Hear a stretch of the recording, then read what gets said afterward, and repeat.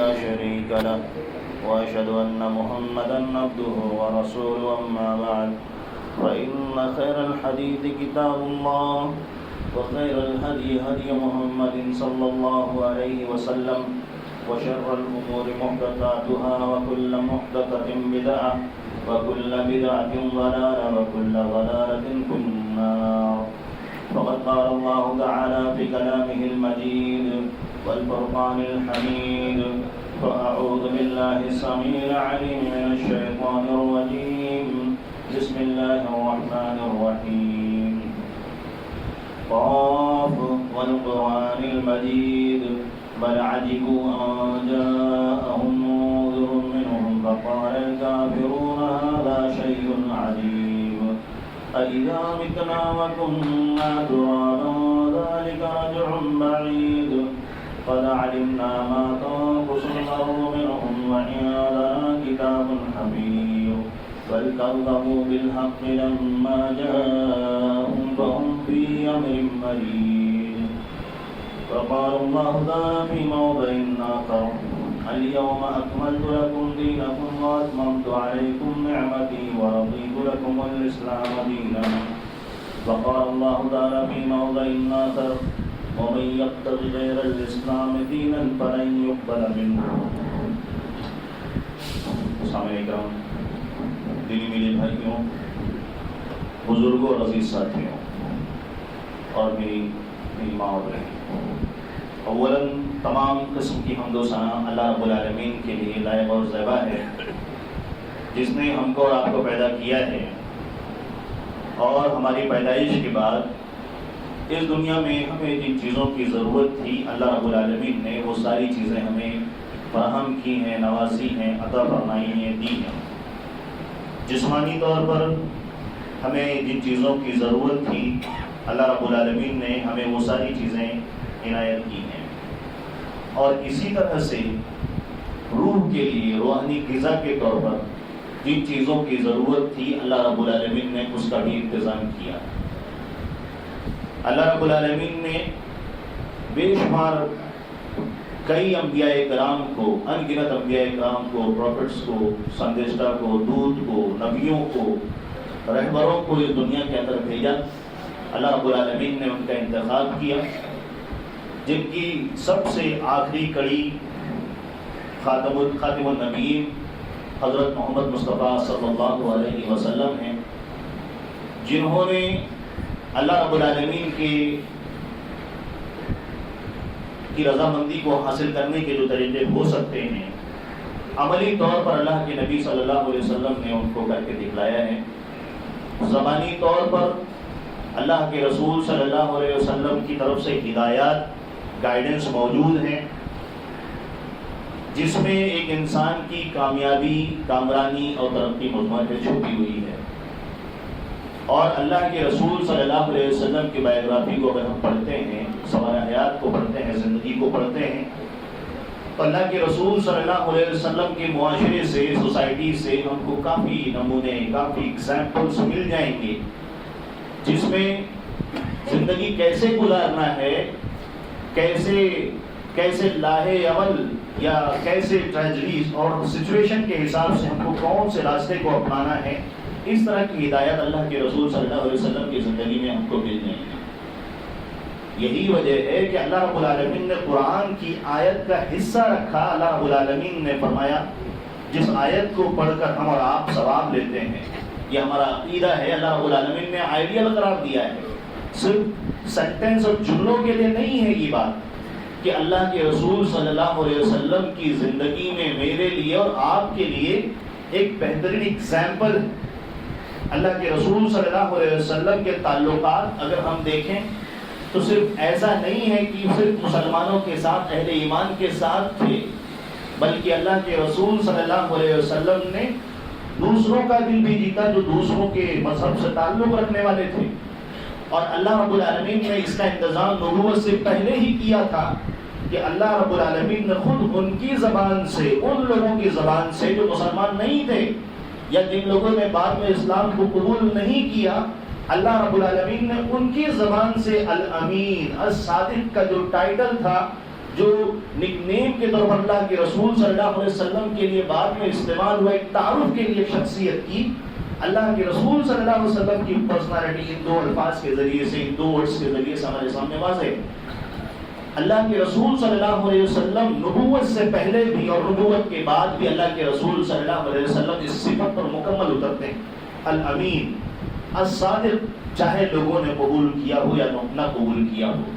اللہ کے رسول صلی اللہ علیہ وسلم کی باتیں میرے اور آپ کے لیے ایک بہترین اگزامپل ہے، لیکن آج کے دور میں ہم جس طرح سے معاشرے کے اندر، سوسائٹی کے اندر خلط ملط ہیں، یہ وہ معاشرہ اس زمانے میں ہم کو نظر نہیں آتا۔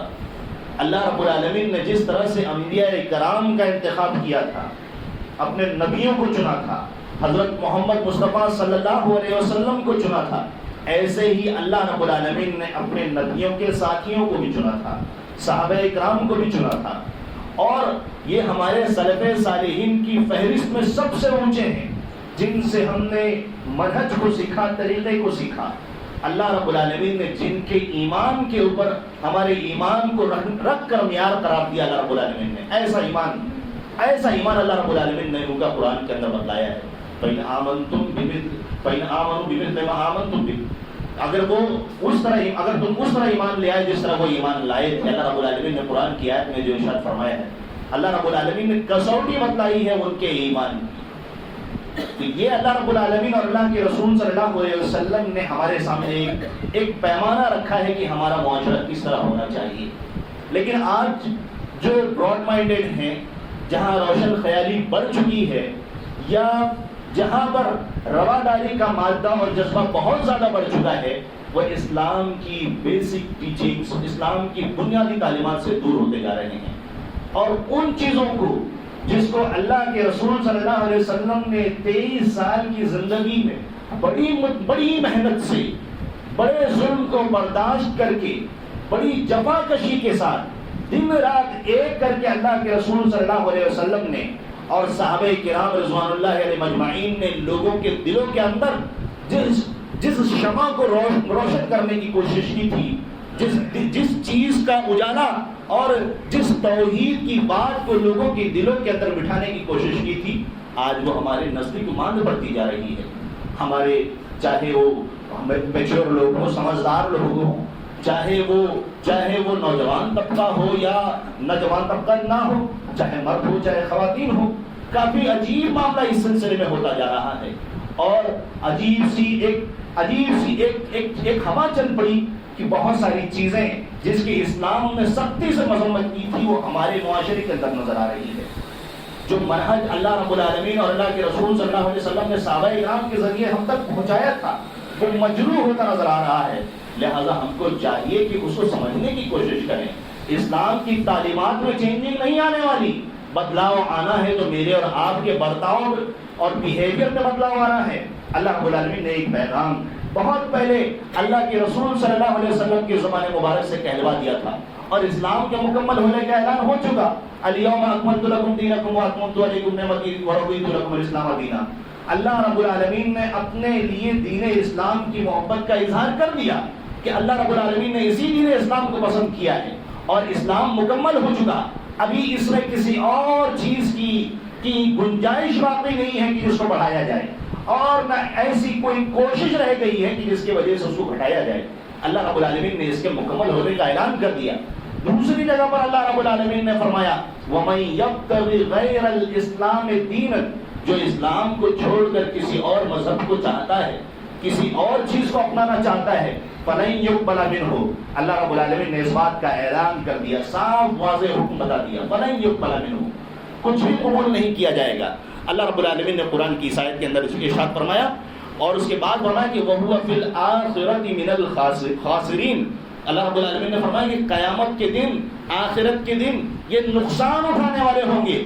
اسی آیت پر بس نہیں کیا، اللہ رب العالمین نے اور انجام بیان کیے ہیں، ذرا آئیے اس کو بھی سنتے چلتے ہیں۔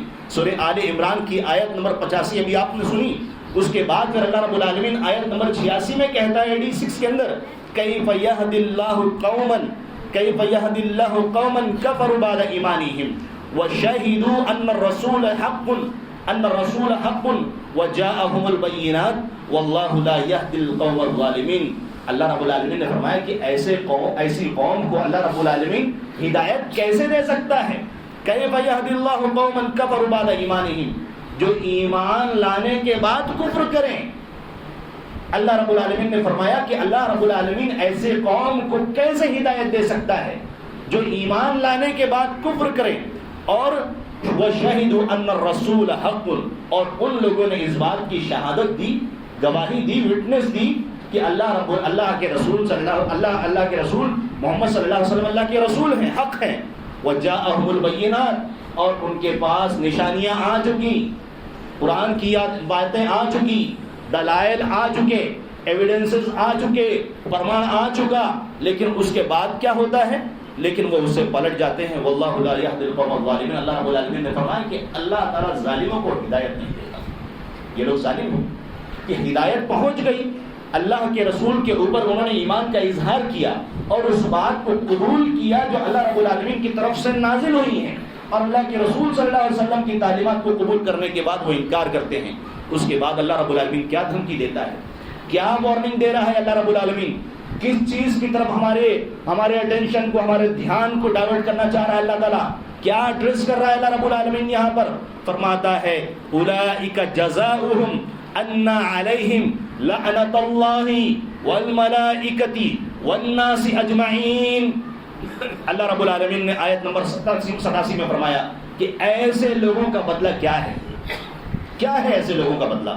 ان کا ریورڈ اللہ رب العالمین نے بیان فرمایا کہ ان کے اوپر اللہ کی لعنت ہے. اس کے بعد والملائکۃ، اللہ کی لعنت کے بعد فرشتوں کی لعنت ہے. فرشتوں کی لعنت کے بعد اللہ رب العالمین نے فرمایا والناس اجمعین، اور سارے لوگوں کی لعنت ہے.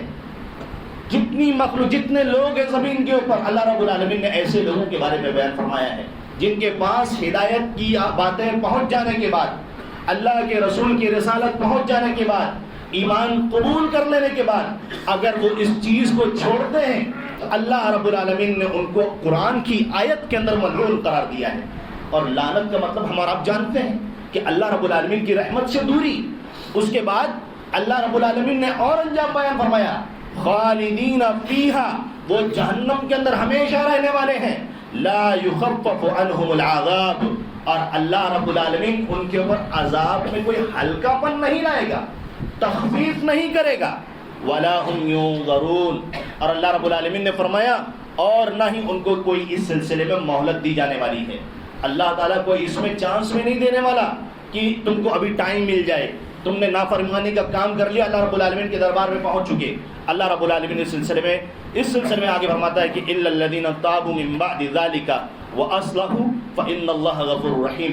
اللہ رب العالمین نے فرمایا لیکن سوائے ان لوگوں کے جن کو یہ بات سمجھ میں آ گئی اور ان لوگوں نے اپنے حرکات و سکنات سے توبہ کر لی، اپنی اس غلطی سے توبہ کر لی اللہ رب العالمین، اور اس کے بعد اپنی سدھار کر لی، اپنی اصلاح کر لیا. اللہ رب العالمین نے فرمایا کہ اللہ رب العالمین بے شک بہت زیادہ معاف کرنے والا ہے اور رحم کرنے والا ہے.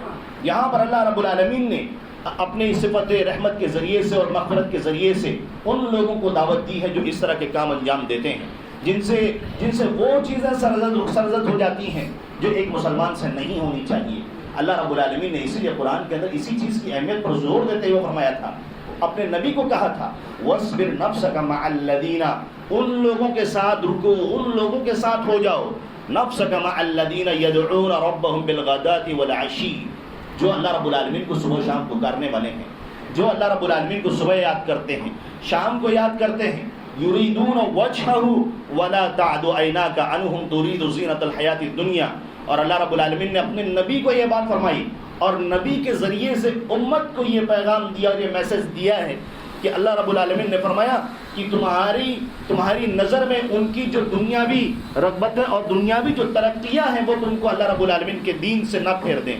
ولا تطع من اغفلنا قلبه عن ذکرنا واتبع هواه وكان امره فرطا، اور تمہارا دل ہمارے ذکر سے غافل نہ ہو جائے.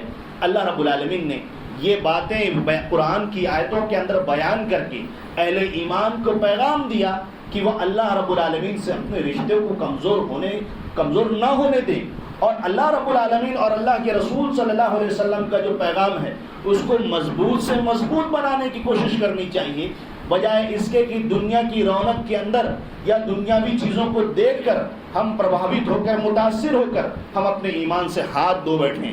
اسی لیے اللہ رب العالمین نے قرآن کی آیت کے اندر اور ایک پیغام مزید ذکر کیا جو اس مشن کا حصہ تھا۔ اللہ رب العالمین اپنے رسول سے یہ بات کہہ رہا ہے۔ کون سی بات ہے؟ اللہ رب العالمین نے فرمایا کہ وَلَقَدْ أُوحِيَ إِلَيْكَ وَإِلَى الَّذِينَ مِن قَبْلِكَ لَئِنْ أَشْرَكْتَ لَيَحْبَطَنَّ عَمَلُكَ وَلَتَكُونَنَّ مِنَ الْخَاسِرِينَ۔ ہم اپنے معاشرے میں اپنے تعلقات کو استوار کرنے کے لیے کبھی کبھی ان چیزوں کو ختم کرنے کی کوشش کرتے ہیں، ان لکیروں کو مٹانے کی کوشش کرتے ہیں جس کے ذریعے سے ایمانیات کی حد بندی ہوتی ہے۔ اللہ رب العالمین نے اور اللہ کے رسول صلی اللہ علیہ وسلم نے پورا زور جو توحید کے اوپر دیا ہوا ہے، شرک کے خاتمے کا جو اللہ رب العالمین نے اور اللہ کے رسول صلی اللہ علیہ وسلم نے مشن قرآن کے اندر بیان کیا، اور اللہ کے رسول صلی اللہ علیہ وسلم نے عملی طور پر اپنی زندگی کے اندر بیان کیا، یہاں تک کہ طائف کے اندر جا کر اللہ کے رسول صلی اللہ علیہ وسلم نے لوگوں سے پتھروں کی چوٹ کھائی ہے، گالیوں کو برداشت کیا ہے، بدماش لوگوں نے اللہ کے نبی صلی اللہ علیہ وسلم کو ستانے کی کوشش کی، تانا دینے کی کوشش کی۔ اللہ کے نبی صلی اللہ علیہ وسلم نے ان ساری چیزوں کو سن کر برداشت کیا اور اللہ کے دین کو عام کرنے کی کوشش کی۔ مقصد کیا تھا کہ جتنا ہو سکے زیادہ سے زیادہ توحید کے پیغام کو عام کیا جا سکے، شرک کے راستوں کو ختم کرنے کی کوشش کی جا سکے۔ لیکن اس کے باوجود بھی اللہ رب العالمین اپنے نبی سے مخاطب ہو کر کہتا ہے کہ ہم نے تمہاری طرف اور تم سے پہلے جتنے بھی انبیاء کرام اس دنیا کے اندر آئے ہیں ان سب سے یہ بات کہی تھی کہ لئن اشرکت لیحبطن عملک۔ اے نبی، اے محمد صلی اللہ علیہ وسلم، اے میرے رحمت للعالمین، اے نبی الرحمہ، نبی التوبہ، اے محمد صلی اللہ علیہ وسلم، اے ماہی، اے مجتبی، جتنے نام نبی صلی اللہ علیہ وسلم کے چاہیں آپ یہاں جمع کر لیں۔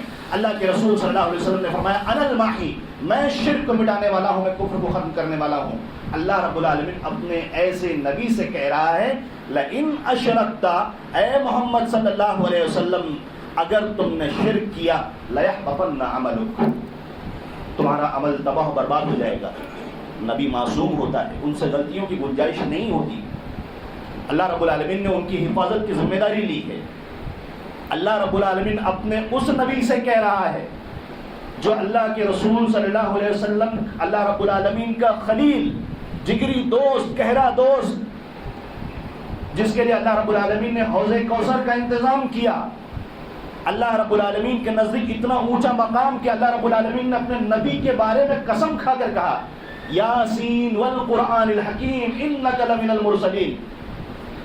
قرآن کی قسم کھا کر اللہ رب العالمین نے فرمایا دنیا مانے نہ مانے میں تم کو اللہ کا رسول مانتا ہوں۔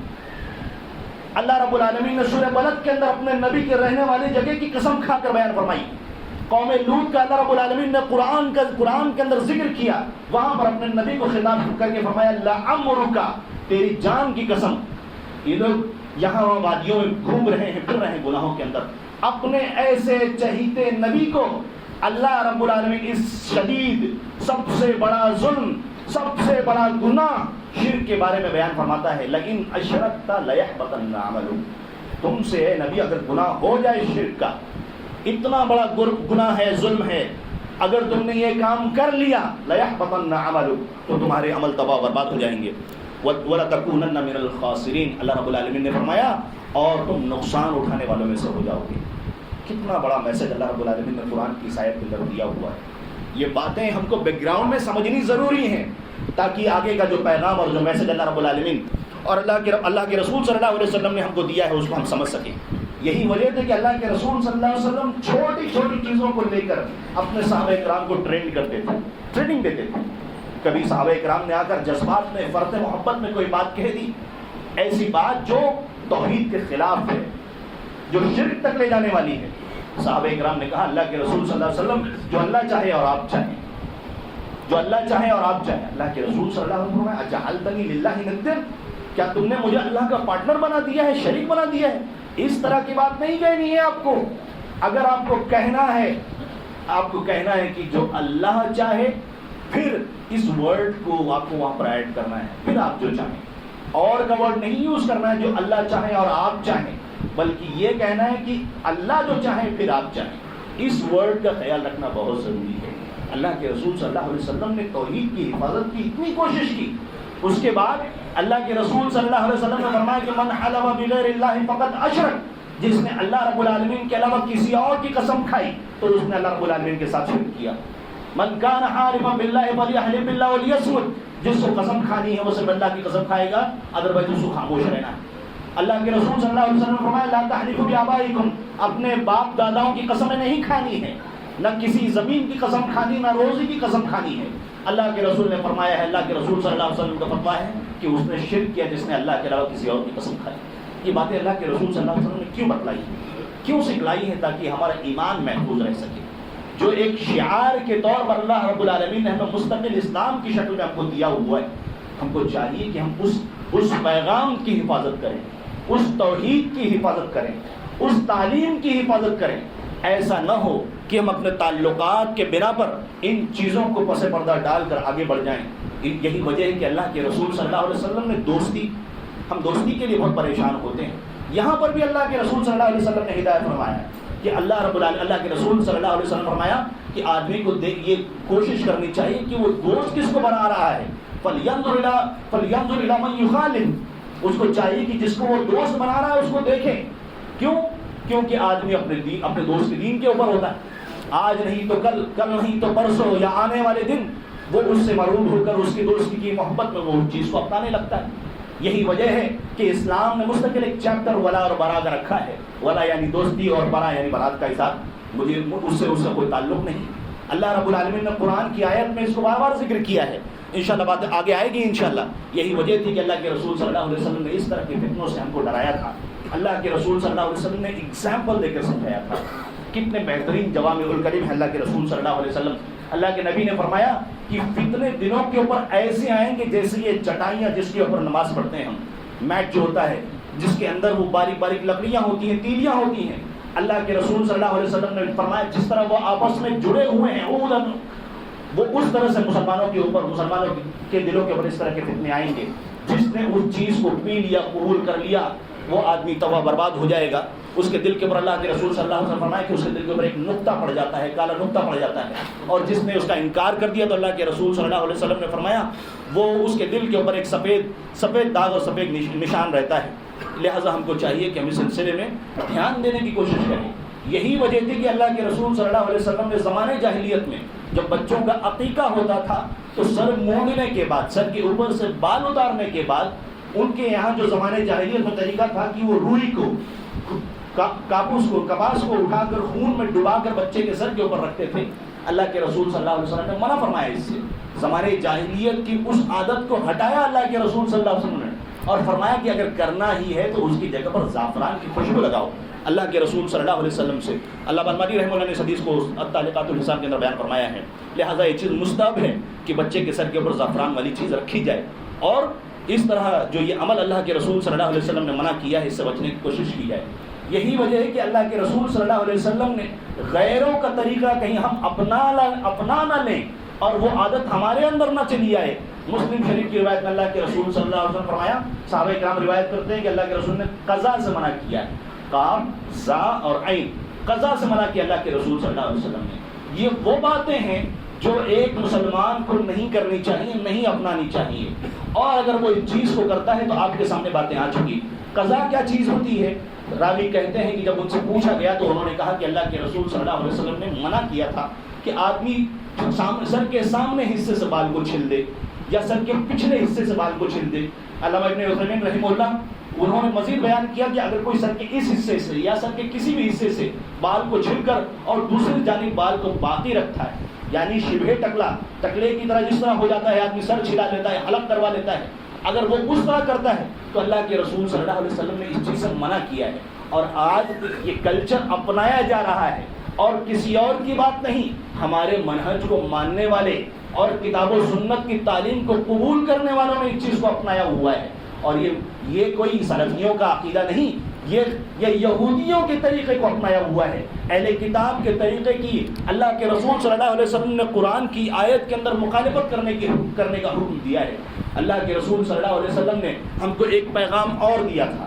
ہم سوچتے ہیں کہ ہم اسلامی گھرانے میں پیدا ہو گئے تو ہمارا ایمان مضبوط ہے، ہمارے ریشنل کارڈ پر ہمارے گورنمنٹ کے ڈاکومنٹس کے اوپر ہمارا نام مسلمان ہے تو ہم پکے مسلمان ہیں۔ اللہ کے رسول صلی اللہ علیہ وسلم نے فرمایا تھا جس طرح سے تمہارے کپڑے بوسیدہ ہوتے ہیں، تمہارے کپڑے چونے ہوتے ہیں، پرانے ہو جاتے ہیں، بھسکنے لگتے ہیں، ٹوٹنے لگتے ہیں اس کے دھاگے، اللہ کے رسول نے فرمایا تھا تمہارے دلوں کے اندر بھی ایمان اسی طرح جونا ہو چکا ہے، پرانا ہو چکا ہے، بوسیدہ ہو چکا ہے۔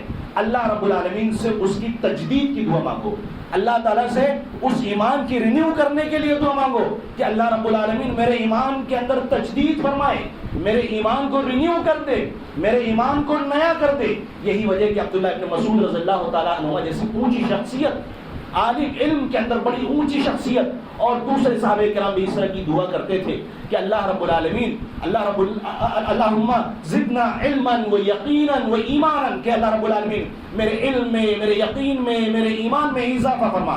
لہذا ہم کو اور آپ کو بھی چاہیے کہ اپنے ایمان کی حفاظت کے لیے اللہ رب العالمین سے دعائیں کرتے رہیں، ایمان میں اضافے کے لیے اللہ رب العالمین سے دعائیں کرتے رہیں، اور وہ ساری چیزیں اور وہ سارے حرکات جو ہمارے ایمان کو خراب کرنے والی ہیں، تباہ و برباد کرنے والی ہیں، ان سے ہم کو اپنے آپ کو اور اپنے بچوں کو اور اپنے گھر والوں کو بچانے کی کوشش کرنی چاہیے۔ قرآن کی آیت میں اللہ رب العالمین نے سورہ مائدہ کے اندر بیان فرمایا، باتیں بہت زیادہ ہیں، موضوع بڑا طویل ہے، لیکن مختصر وقت میں اس کو بیان کرنے کی کوشش کروں گا۔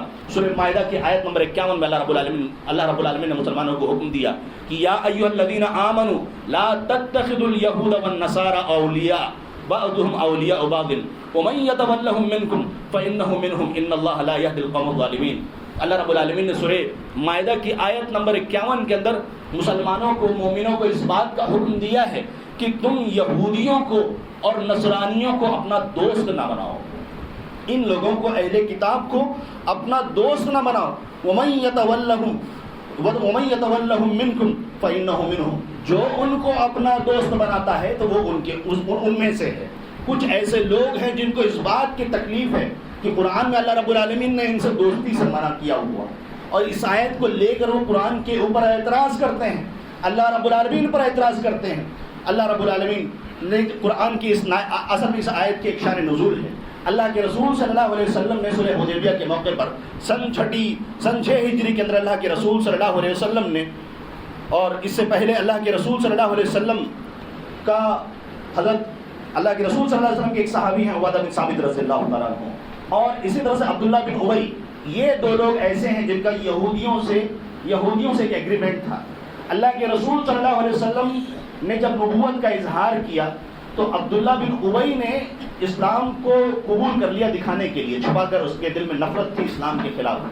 تو اللہ کے رسول صلی اللہ علیہ وسلم نے اللہ کے رسول صلی اللہ علیہ وسلم کے ساتھی عبادہ بن ثابت رضی اللہ تعالیٰ عنہ نے اپنی برات کا تو اظہار کر لیا جب ان کی بدماشیاں ہونے لگی یہودیوں کی طرف سے، لیکن یہ منافق آدمی جو تھا عبداللہ بن ابی، جس کے تعلقات پہلے سے تھے، وہ اپنے ساتھیوں کا ڈیفینڈ کرتا تھا، ان کو بچانے کی کوشش کرتا تھا۔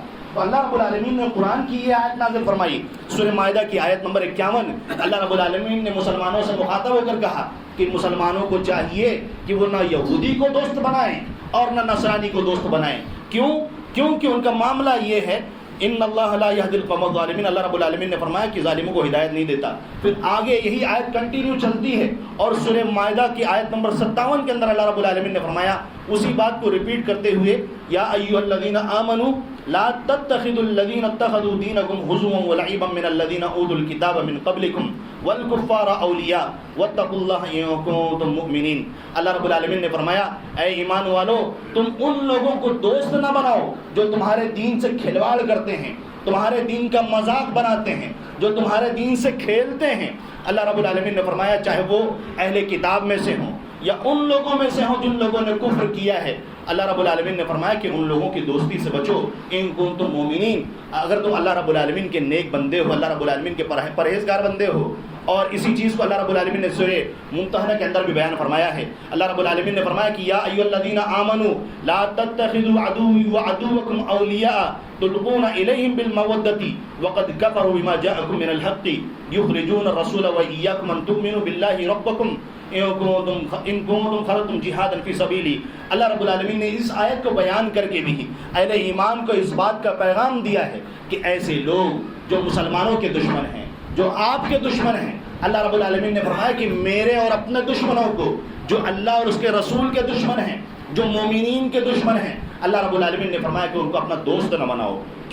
کیونکہ آپ ان کو چاہے جتنا دوست بنا لو، وہ آپس میں مل جائیں گے، اکٹھا ہو جائیں گے، آپ کے وہ دوست کبھی نہیں بن سکتے. یہی پیغام اللہ رب العالمین نے سورہ بقرہ کی آیت نمبر 120 کے اندر دیا. اللہ رب العالمین نے فرمایا کہ وَلَن تَرْضَ عَنْكَ الْيَهُودُ وَلَا النَّصَارَىٰ حَتَّىٰ تَتَّبِعَ مِلَّتَهُمْ. اللہ رب العالمین نے قرآن کی آیت کے اندر اس چھپی ہوئی بات کو بیان کیا جو ان کے دلوں کے اندر مضمر ہے، چھپی ہوئی ہے.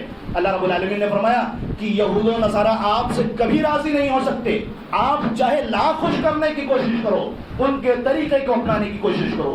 جو اسلام کے دشمن ہیں ان کو آپ راضی کرنے والے چاہے جتنے کام کر لو، سود کے کام کر لو، اللہ رب العالمین کے ساتھ جو ظلم اور ذاتی شرک کے ذریعے اس کی ہو سکتی ہے وہ کرنے لگو. اللہ رب العالمین نے فرمایا وہ اس بات پر راضی نہیں ہوں گے حتی تتبع ملتہم.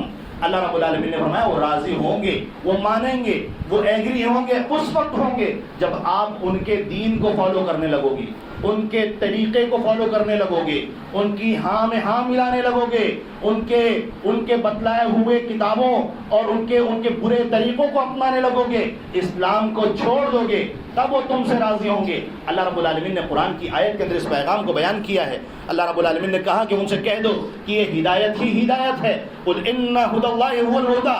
اللہ رب العالمین کی طرف سے نازل کردہ ہدایت ہی ہدایت ہے جس کو اللہ رب العالمین نے نازل فرمایا. اور اللہ رب العالمین نے کہا کہ وَلَئِنِ اتَّبَعْتَ أَهْوَاءَهُمْ بعد الذي جاءك من العلم ما لك من الله من ولي ولا نصير. اب اگر اس کے بعد ہدایت آ جانے کے بعد، قرآن کی آیتیں آ جانے کے بعد، رسول کے پیغام آ جانے کے بعد اگر آپ ان لوگوں کے طریقے کو اپنانے کی کوشش کرتے ہو تو اللہ رب العالمین کے پاس آپ کا کوئی مددگار نہیں ہوگا. ایسے لوگوں کا کوئی مددگار نہیں ہوگا جو ان کے طریقے کو اپنانے کی کوشش کرتے ہیں. ہم کسی ایک تہوار کو سامنے رکھ کر یہ بات نہیں کر سکتے. اسلام کے علاوہ جتنے بھی تہوار لوگ سیلیبریٹ کرتے ہیں یا ان کے طریقے کو اپنانے کی کوشش کرتے ہیں یا ان کی باتوں کو فالو کرنے کی کوشش کرتے ہیں یا ان کے پہناوے کو اپنانے کی کوشش کرتے ہیں یا ان کے ہیئر اسٹائل کو اپنانے کی کوشش کرتے ہیں یا ان کے طرز زندگی کو اپنانے کی کوشش کرتے ہیں، وہ ساری چیزیں ان آیات کے اندر شامل ہیں. اللہ کے رسول صلی اللہ علیہ وسلم نے ایک بات فرمائی تھی. اللہ کے رسول صلی اللہ علیہ وسلم نے فرمایا تھا کہ من تشبہ بقوم فہو منہم. علامہ مناوی نے اور علامہ القمی رحمہ اللہ نے اپنی کتاب میں اس کی شرح کے اندر اس کو ذکر کیا ہے.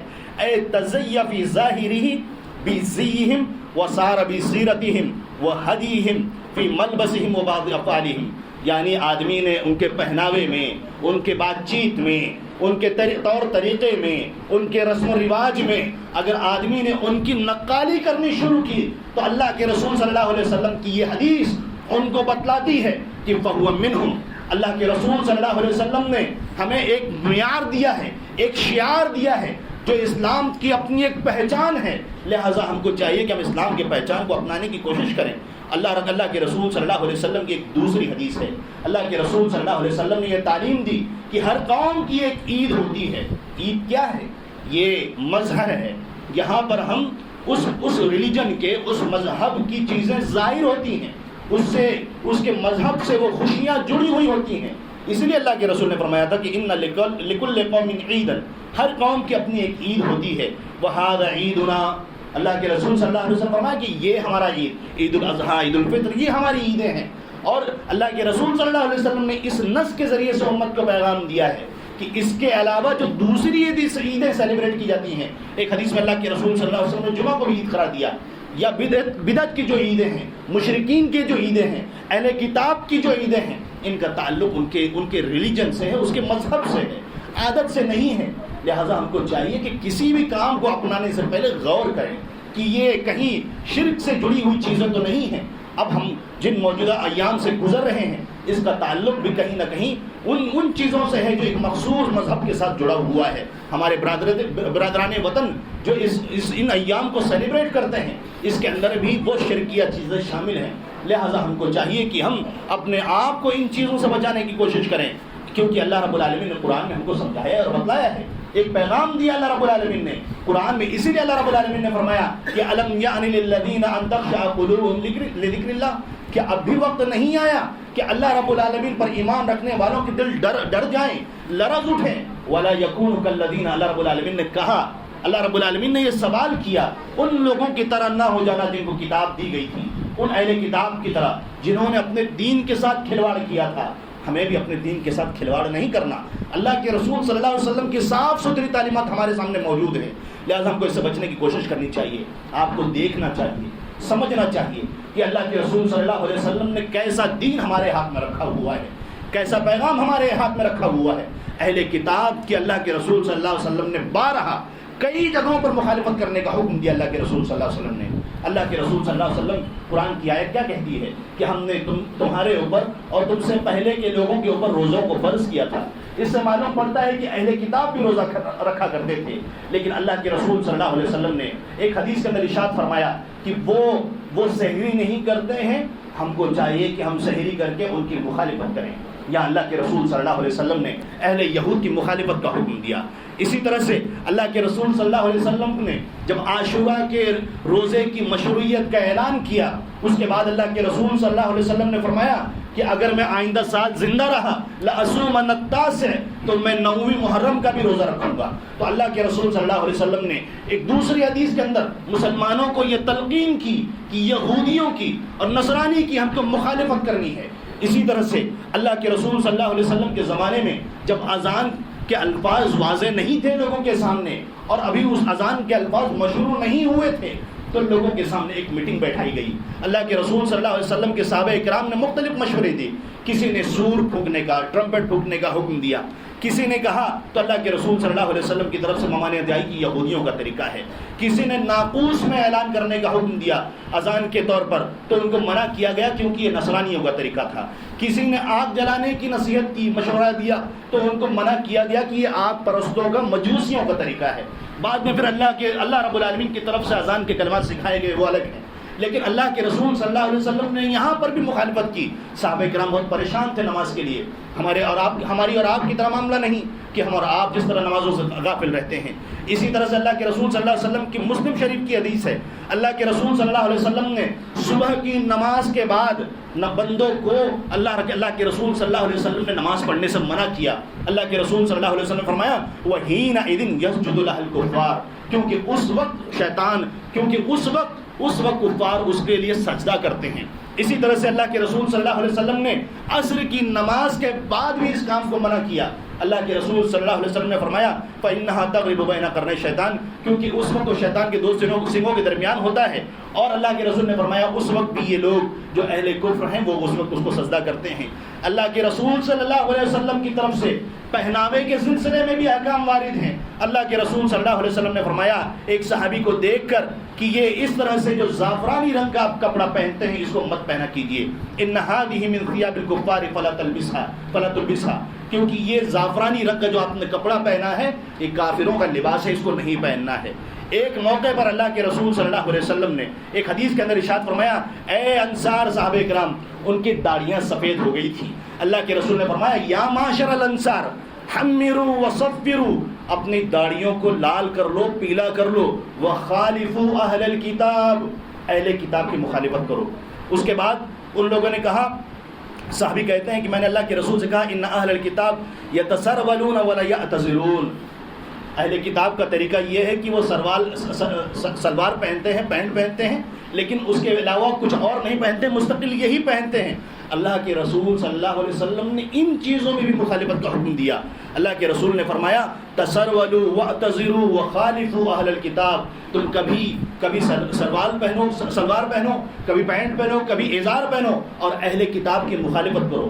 سامعین کرام سوچنا چاہیے ان چھوٹی چھوٹی چیزوں کے اندر اللہ کے رسول صلی اللہ علیہ وسلم کی طرف سے ہدایت موجود ہے.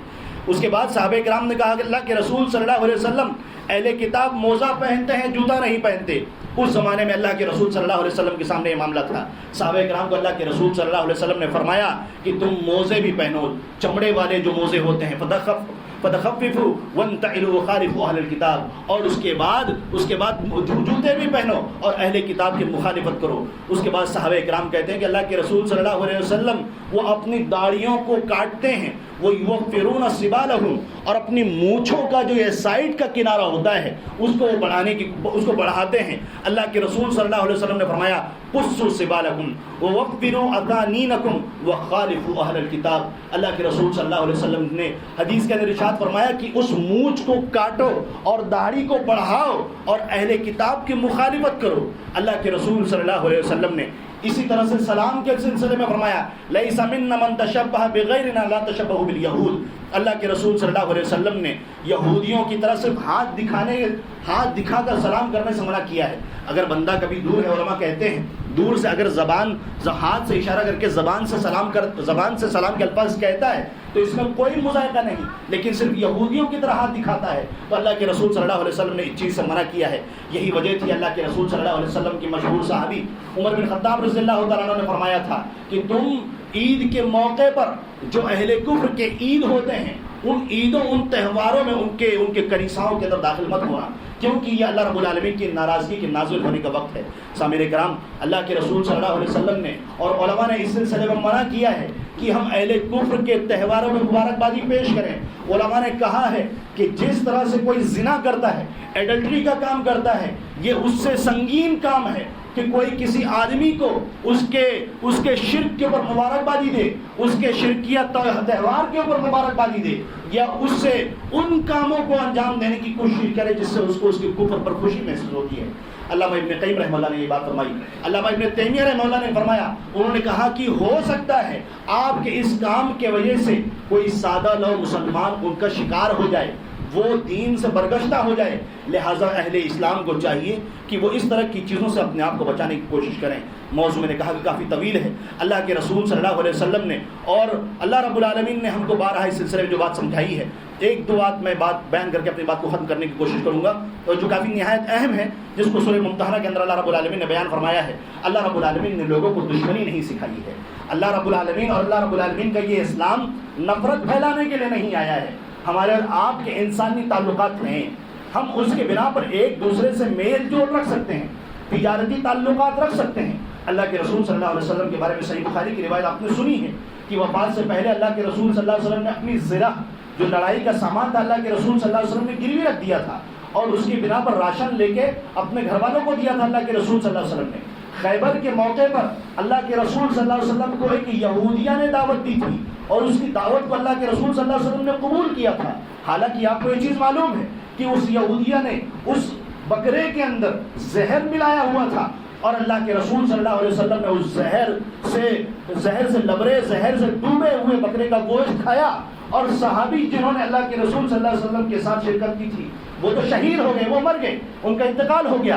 لیکن اللہ کے رسول صلی اللہ علیہ وسلم سے روایت منقول ہے کہ جب آخری وقت تھا تو اللہ کے رسول صلی اللہ علیہ وسلم عائشہ رضی اللہ تعالیٰ عنہ سے فرماتے تھے, کہتے تھے کہ اے عائشہ رضی اللہ تعالیٰ عنہ, جو میں نے 3 سال پہلے وہ زہر آلود جو گوشت کھایا تھا, میں ابھی تک اس کی تکلیف کو محسوس کر رہا ہوں. لہٰذا ان ساری چیزوں سے معلوم پڑتا ہے. اور بھی دلائل اور نصوص موجود ہیں جس میں اللہ رب العالمین نے مسلمانوں کو اس بات کی اجازت دی ہے کہ وہ ایسے لوگوں سے اپنے تعلقات تو رکھ سکتے ہیں, لیکن جو دینی مراسم ہیں, دینی رسم و رواج ہیں, ان سے ہم کو بالکل چھیڑ چھاڑ نہیں کرنا.